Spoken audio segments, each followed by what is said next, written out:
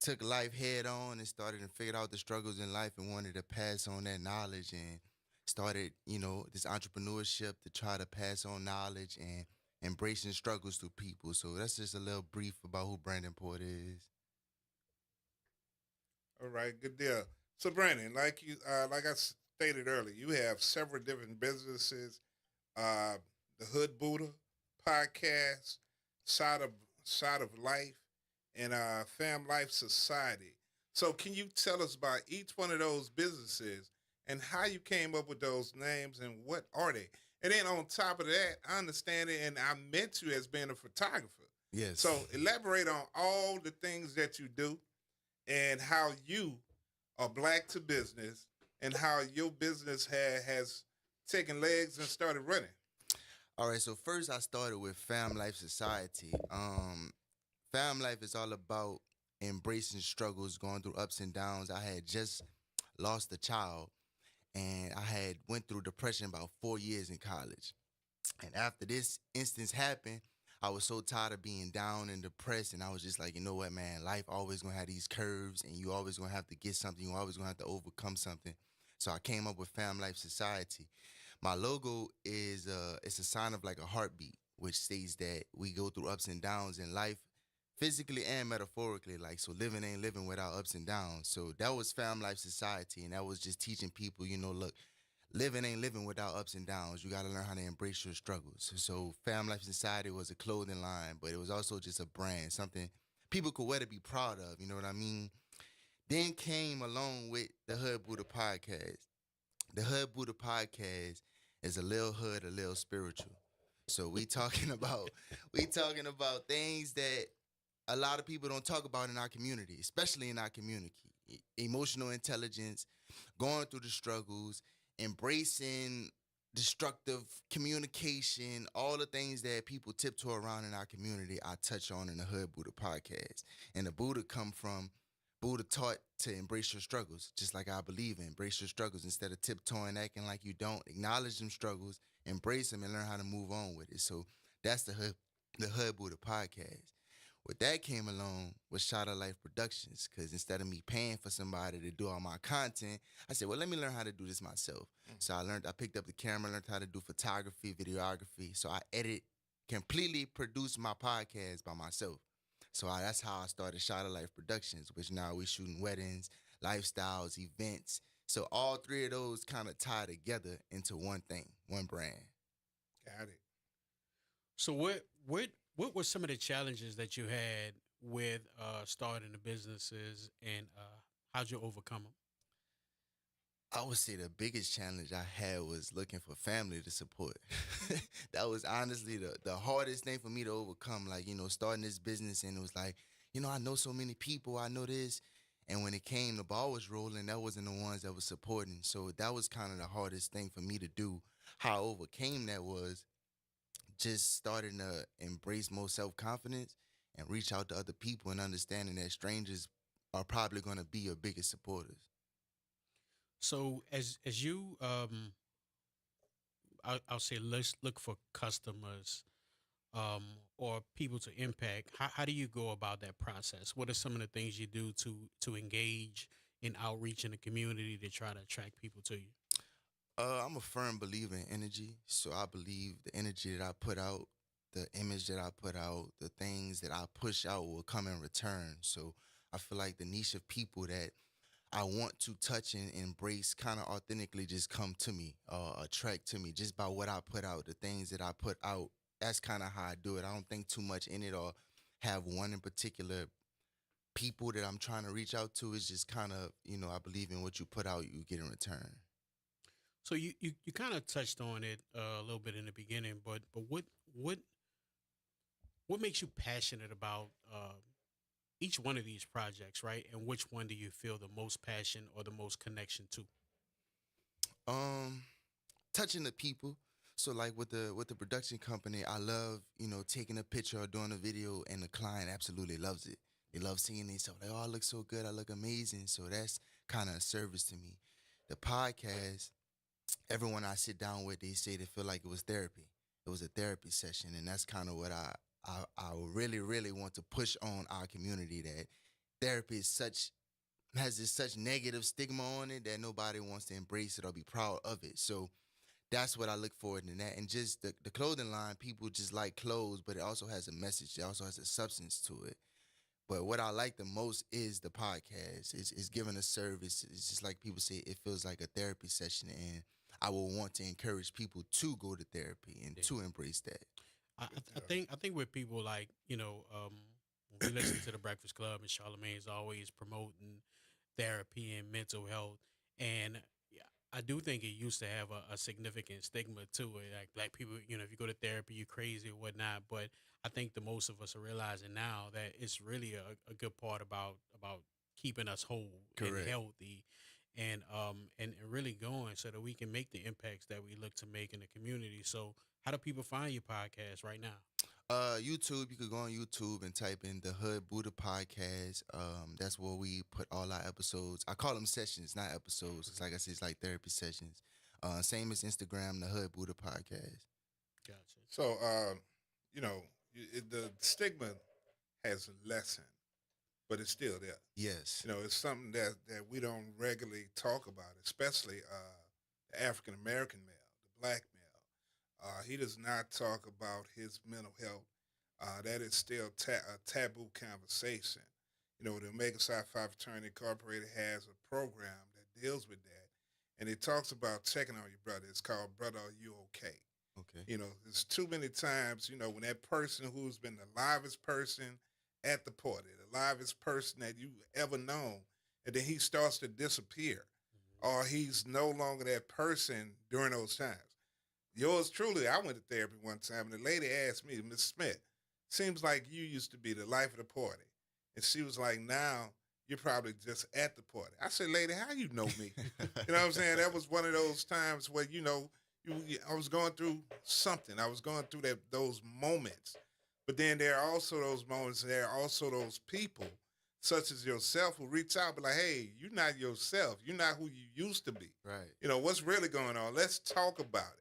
And that's the most difficult thing in the world, to get a black man to actually talk about his problems or his issues. Because the biggest thing, and the thing he going to always say is, I'm okay, I'm good. Right. And when a person always says he's good, most times, often than not, he's not. That's right. So those are some of the things we got to look at, and those are some of the things we got to keep pushing and moving towards to get those African American male to realize, hey, I got a problem, I got an issue. I do need to talk to somebody. I'm not going on Dr. Phil, Right. but I may go on the Hood Buddha podcast. All right. Beyond running all of your businesses, how are you involved in the local community? Not as much as I would like to be.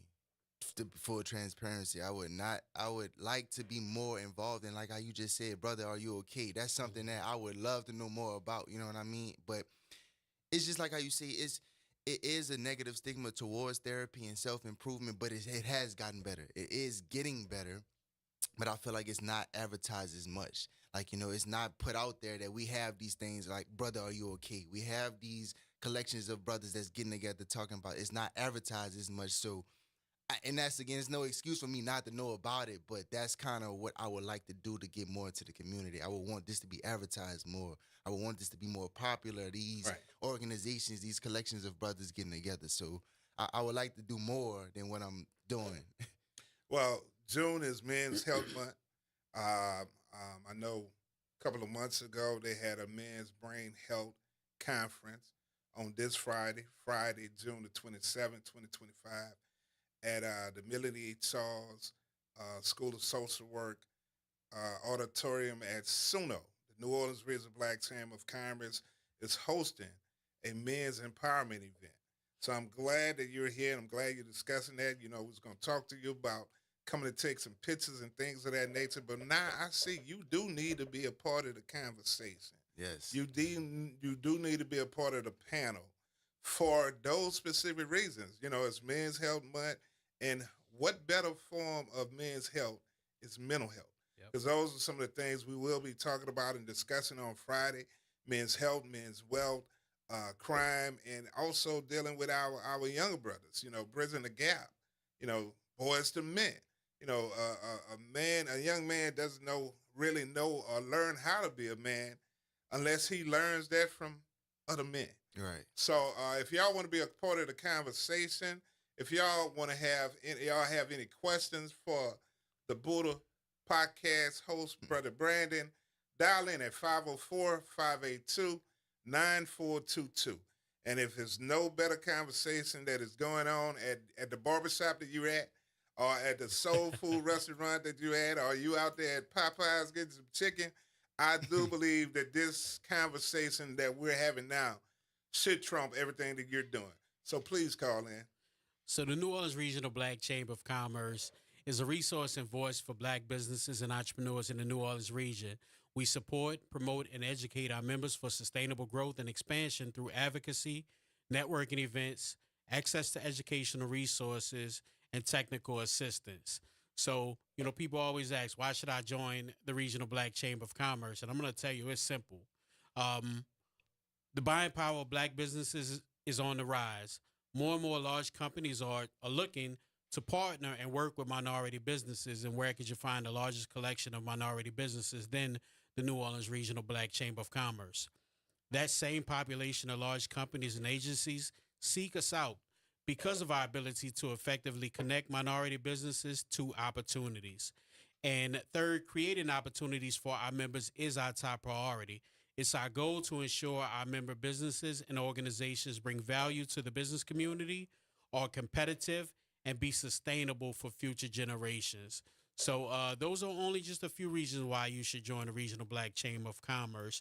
The other reason is opportunities like this to join us on Black to Business and to talk about your business and the impact that you are making in our community. So, Brandon, I'm going to go back to your podcast real quick. What are some of the topics that you discuss on the podcast, and how do you choose those topics? Honestly, I have no script going into my podcast. I kind of fill out who I'm sitting in front of. I literally, it's just a feel of energy. And honestly, we talk about things that can be talked about with anybody who's sitting in a chair. We talk about trauma, childhood upbringing, emotional intelligence. Are you going to therapy? If you were to go to therapy, what would you talk about? How are you actually doing? No, not hey, I'm doing okay. How are you actually doing? Right. What are some challenges you're facing?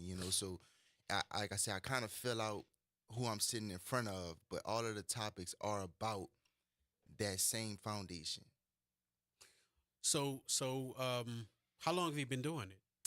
I've been doing it for about 2 years now. Okay. So how do you see your businesses contributing to the growth and revitalization of New Orleans, the city of New Orleans, and the surrounding areas? I'm gonna see it from something you just touched upon, like how do men learn to be a man?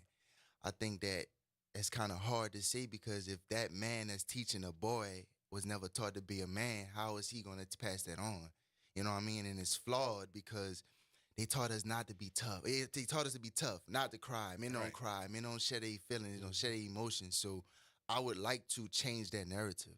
And I think it starts with our kids, what we're teaching our kids. Don't tell this young man that he's not a man if he cry, or if he speak on how he feel, or if he share his thoughts. No, that's not raising a man. You're raising somebody who's gonna be traumatized, who's gonna have things that he needs to heal and overcome. So that's the things that I want to revitalize in the community. Like, no, first of all, men, it's okay to be a man and still cry and share your emotions. Same thing with women. It's okay to talk about what's bothering you, what's troubling you. The only way for you to fix that is to acknowledge it. So that's kind of where I see that. So your journey into entrepreneurship, um, in all three of your business, or successful endeavors, what message do you want to send to aspiring entrepreneurs within our community, especially minority entrepreneurs? Start. Start. Start. The vision that you keep having, you losing sleep over, is repeating itself, coming up to you over and over again. Is there for a reason. Nobody else was given that vision. So no, it's not going to make sense to nobody else. It's not supposed to make sense to nobody else. But if you keep looking for some type of confirmation from people around you, your peers, You're gonna miss out on your blessings. You're gonna miss out what's for you. That vision that's in your head repeating is there for a reason. Nobody else gonna understand it. So just start. So, what are some of the biggest challenges you face as an entrepreneur? Um, Me personally, it's kind of like what I just said. Not getting confirmation from people, your peers. You will want people to see your vision and be like, okay, yes, let's. I see that. I understand that. Let's partner up. Let's do this. And truthfully, entrepreneurship is the opposite. They're gonna say it's crazy. They're gonna say it's not gonna make sense. They're gonna say that what you're doing you shouldn't do, or you should do something that's more secure, and you should do something that's not gonna be as hard. But it's not entrepreneurship. It's not gonna make sense at first. It's not gonna be easy. It's not gonna have a structure to it because if it was easy, everybody'd be doing it. You know what I mean? So that's kind of been my struggle is to just you know what you need to do. It's in your head. Just have the confidence and keep going. Stay consistent. Everybody's not going to amen it. Everybody's not going to understand it. But you just need to see what's in your mind and put it to play.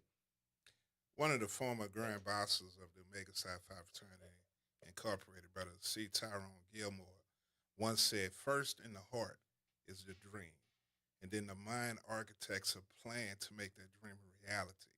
So that's everything that you're saying right now. You know, first it comes here, and then your mind gonna figure it out. Right. And then once your mind figures it out, guess what you got to do? Put the Make it boots happen. on the ground. Yeah, you got to make it happen. So I know, operating multiple businesses can be a challenge. So how do you navigate the balance between multiple business while staying engaged? For transparency, I'm still learning how to do so. And that's kind of one of the things I would tell somebody that's trying to start or is doing it, that it's okay if you don't have it figured out. It's not supposed to be automatically figured out. Quite frankly, if you feel like you have everything figured out, you don't have no room to grow.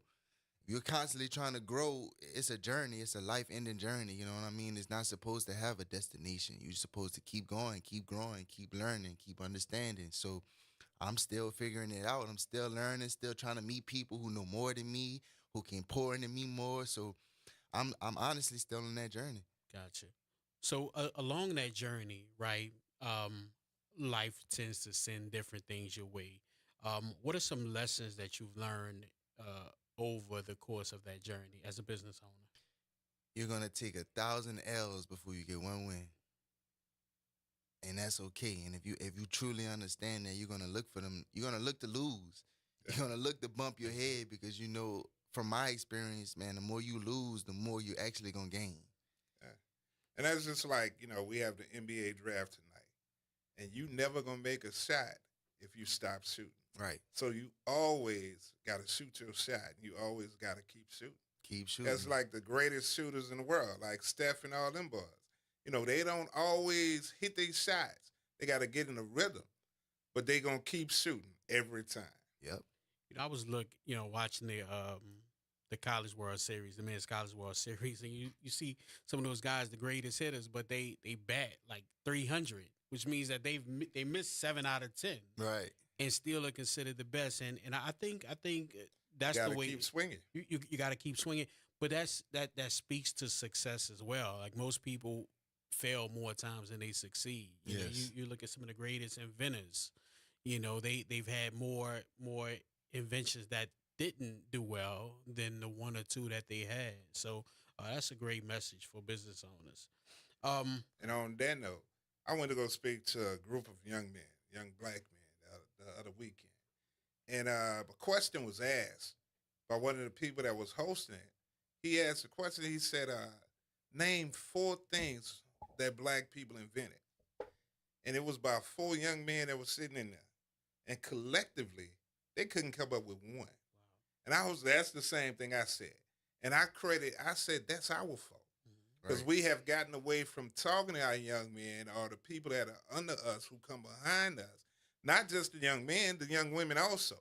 We have stopped teaching, because back in the day, we was taught by everybody that sat around us. Somebody taught us a lesson. And it was also always a lesson about our ancestors. We no longer teach about our ancestors nor talk about our ancestors anymore. So it don't have to be the governor down in Florida or Georgia or wherever the governor is trying to take black history out of the books. We're taking it out ourselves.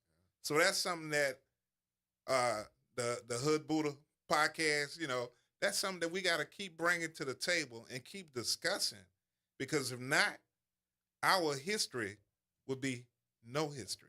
Yep. So, we're approaching the tail end of the conversation, and we'll get back going. I know we have one amazing event that's coming up on Friday, June 27th. But I also want to give a highlight to one event that's going to be held in Eastern New Orleans this Saturday. It's the Greater New Orleans East Business Alliance. It's hosting a business expo on Saturday, June 25th, from 10 a.m. to 2 p.m. at the Big Easy Social at 9820 Lake Forest Boulevard, Suite 105. All business owners, you should come out and meet some of the business owners that are doing business in Eastern New Orleans. So we'd love to see you there Saturday, June 28th. But this Friday, and you got to tell us about this amazing event that we have that the New Orleans Regional Black Chamber is hosting. The New Orleans Regional Black Chamber Annual Men's Empowerment Conference. We have a host of speakers that will be there, a host of panelists that will be there. And the one that I'm particularly joyed about is the panel session dealing with our young men, bridging the gap, boys and men bridging the gap. It will be to whereas they will be on the panel, the young men from the various groups. We're trying to get some young men from 100 Black Men, Son of a Saint, Junior Zulu will be there, but they will be the ones on the panel leading the discussion, and we will have some moderators asking those young men the questions as to what y'all want to see, what y'all want to do. Far too many times we go to events like this, and the elders or the older men are always talking to the younger men about what they should do.